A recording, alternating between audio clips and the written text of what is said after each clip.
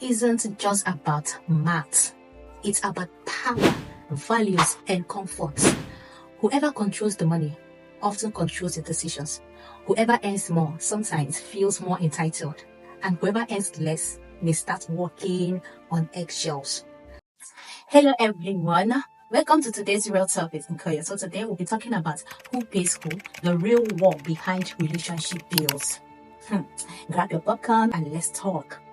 So every day, couples around the world argue over money, not because they don't have enough, but because they don't agree on who should pay for what. He makes more money, but wants to split everything 50-50. I know you can relate. She's been covering the groceries for months, but he hasn't noticed or pretends not to notice. You can also relate to that. They both love each other, but the resentment is growing on a daily. Now, money has quietly become one of the biggest reasons relationships break down. Not cheating, not abuse, just bills, budgets, and broken expectations. Let's talk about it. Here is the truth. Love doesn't automatically come with a shared financial mindset. Some people were raised to believe the men should pay for everything. Others believe in full equality, splitting bills, rent, and even date night to 50-50. And then there are people who don't talk about money at all until it's too late. When couples avoid conversations about money, resentment builds quietly. It's not about being stingy. It's about feeling unsupported, unseen, or taken for granted.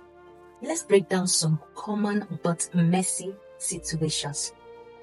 A woman earns less than her partner, but they split everything equally. She starts skipping outings to save money, and then he thinks she's not trying. I know there are men like that. Yes, there are.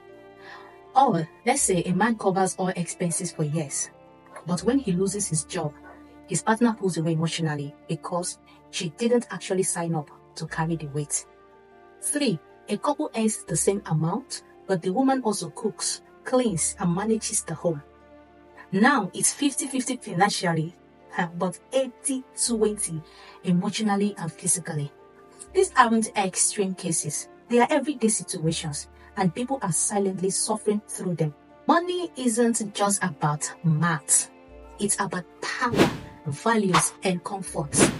Whoever controls the money often controls the decisions. Whoever earns more sometimes feels more entitled, and whoever earns less may start walking on eggshells. In many African and Western cultures, people are still stuck between tradition and modernity. We say we want partnerships, but our actions often reflect old power dynamics. A man who pays for everything might feel owned submission, and a woman who covers rent might feel she's dating her dependent, not her partner.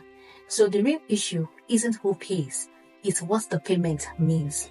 So how do you fix this? Not with money, of course, but with more honesty. Talk early and clearly about your expectations. For example, ask, how do you feel about money rules in a relationship?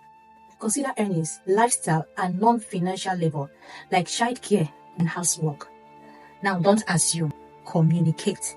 The strongest couples aren't the richest, they are the most transparent. So now, I will ask you, should couples split bills 50-50?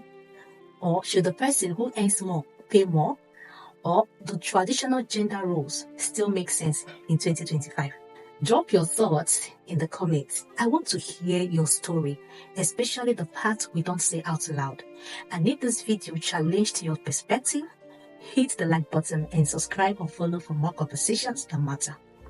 Because love is beautiful, but money always tells the truth.